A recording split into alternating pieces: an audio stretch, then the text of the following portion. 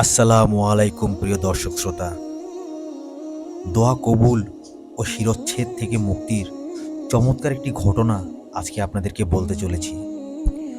তরবারের নিচ থেকে দলবল সহ রক্ষা পেয়েছিলেন মুহাদ্দিস আব্দুর রহমান ইবনে জিয়াদ ইবনে আলগাম। তার দোয়া কবুল ও মুক্তির ঘটনা মুসলিম উম্মাহের জন্য শিক্ষণীয়।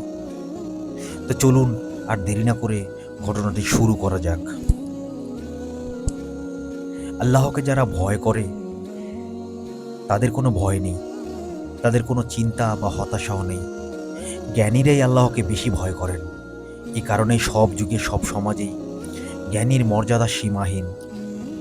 যুগশ্রেষ্ঠ মুহাদ্দিস ছিলেন আব্দুর রহমান ইবনে জিয়াদ ইবনে আলগাম। তিনি সঙ্গীদের নিয়ে সাগর পাড়ে সফরে ছিলেন, সাগর পথ দিয়ে যাচ্ছিলেন। কনস্ট্যান্টিনোপলের খ্রিস্টান শাসকের নৌবাহিনী মানে জলদস্যুরা তাদের আটক করে নিয়ে যায়।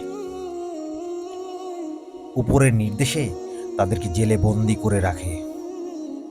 একবার খ্রিস্টানদের বড়দিন উপলক্ষে জেলখানায় কয়েদিদের ভালো খাবার পরিবেশন করা হয়। ওই দিন তাদের যত্ন ও তাদের প্রতি বিশেষ দৃষ্টি দেয়া হয়। ভালো খাবার ও আদর আপ্যায়নে মুসলিম বন্দীরা খুব খুশিই হয়। মুসলিম বন্দীদের খুশির খবর এক খ্রিস্টান নারী জানতে পেরে বাদশাহের কাছে এ মর্মে নালিশ করে বসেন যে আরবরা আমার স্বামী ও ছেলেকে হত্যা করেছে, অথচ জেলখানায় আরব বন্দীদের এমনভাবে আপ্যায়ন করা হয়েছে যেন তারা মেহমান। খ্রিস্টান নারীর এ অভিযোগে বাদশাহ নিজেও রেগে যান এবং কয়েদিদের তার দরবারে উপস্থিত হওয়ার নির্দেশ দেন। কয়েদিদের তার সামনে নিয়ে আসা হলে বাদশাহ জল্লাদকে সবার শিরচ্ছেদ করার নির্দেশ দেন। জল্লাদ একে একে সব বন্দির শিরচ্ছেদ করতে করতে যখন হজরত আব্দুর রহমান ইবনে জিয়াদ ইবনে আলগামের মুখোমুখি হলেন, তখন তার ঠোঁট নড়ছিল, তিনি কিছু পড়ছিলেন। বাদশাহ তা প্রত্যক্ষ করছিলেন। হজরত আব্দুর রহমান ইবনে জিয়াদ ঠোঁট নেড়ে কি যেন পড়ছিলেন। তিনি আল্লাহকে ডাকলেন আর দোয়া করলেন, আর তার মুখ দিয়ে বের হলো আল্লাহ আল্লাহ রব্বি লা উশরিকু বিহি শাইআ, অর্থাৎ হে আল্লাহ, আল্লাহ তুমি আমার প্রভু, আমি তোমার সঙ্গে কাউকে শরিক করি না।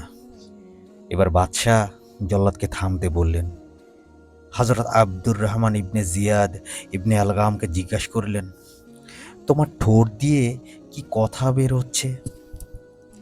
তিনি বললেন, আল্লাহ আল্লাহ রব্বি লা উশরিকু বিহি শাইআ, অর্থ হে আল্লাহ, আল্লাহ তুমিই আমার প্রভু, আমি তোমার সঙ্গে কাউকে শরিক করি না। কনস্ট্যান্টিনোপলের খ্রিস্টান শাসকের এই শব্দগুলো শোনা মাত্রই তার মধ্যে প্রতিক্রিয়া দেখা দেয়।